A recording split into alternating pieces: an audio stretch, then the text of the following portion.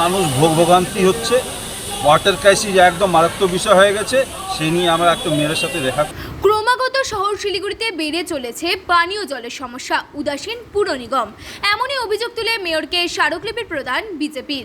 শহরে প্রায় নিত্যদিন সমস্যা পানীয় জলে, তাতে হেলদোল নেই পুর নিগমের। শনিবার পানীয় জলের সমস্যা দ্রুত নিষ্পত্তির দাবিতে মেয়র গৌতম দেবকে স্মারকলিপি প্রদান করল বিজেপি 4 নম্বর মণ্ডল কমিটি।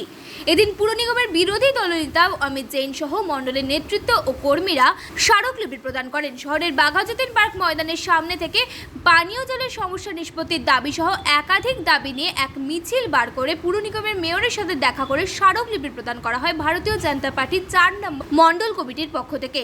পাশাপাশি এদিন অপ্রীতিকর ঘটনা এড়াতে পুর নিগমের সামনে মোতায়েন করা হয় বিশাল পুলিশ বাহিনী। আজকে আমাদের 4 নম্বর মণ্ডলের পক্ষ থেকে একটা স্মারকলিপি দেওয়া হবে। মূল বিষয় হচ্ছে জল, পানীয় জল। শিলিগুড়ির মানুষ ভোগান্তি হচ্ছে, ওয়াটার ক্রাইসিস একদম মারাত্মক বিষয় হয়ে গেছে। সেই নিয়ে আমরা একটা মেয়রের সাথে দেখা করি, তারপরে আমরা বিস্তারিতভাবে জানাবো।